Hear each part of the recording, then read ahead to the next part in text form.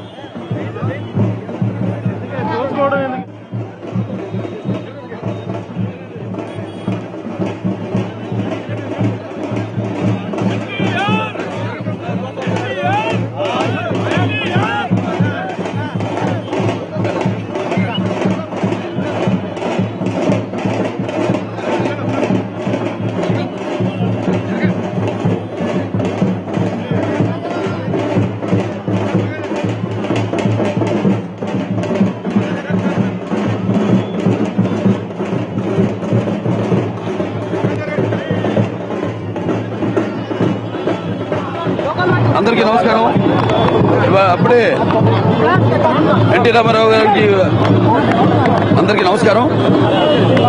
NT Ramarao గారు ఇంగికేకి అప్పుడే 27 సంవత్సరాలు పూర్తయింది.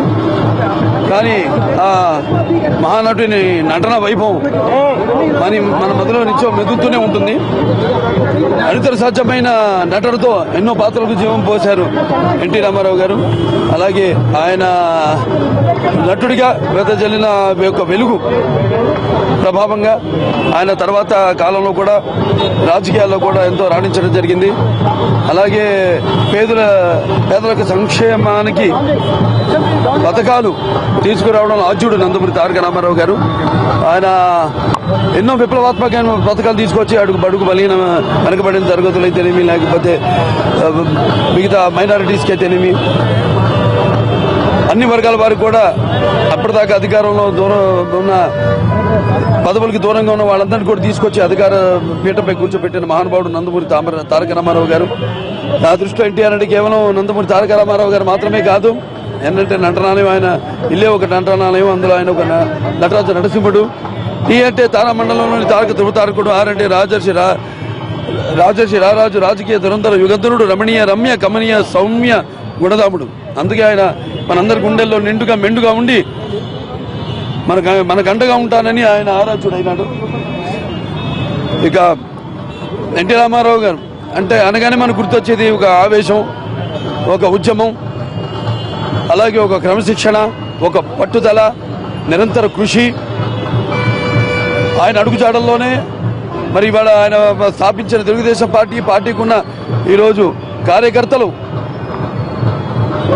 ఎంతో అంకిత భావంతో పార్టీ కోసం పనిచేస్తున్నారు. అలాగే తెలుగుదేశం పార్టీకి ఉన్నంత బలం అంటే ఆయన కార్యకర్తలు ఈ దేశంలోనే ఏ పార్టీకి లేరంటే అతిశయోక్తి కాదు.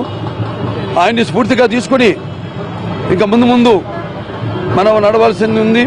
మన బాధ్యతను మనం విస్మరించకుండా ఆయన అడుగుజాడల్లో ఏదైతే స్ఫూర్తిగా ఆయన మనందరికీ నిలిచారో అదే స్ఫూర్తితో మనంతా ముందుకెళ్తూ ఇంకా పార్టీని ఇంకా ఎంతో ముందుకు తీసుకెళ్లాల్సిన బాధ్యత ప్రతి ఒక్క కార్యకర్త మీద ఉందని తెలియజేసుకుంటూ నేను సెలవు తీసుకుంటున్నాను.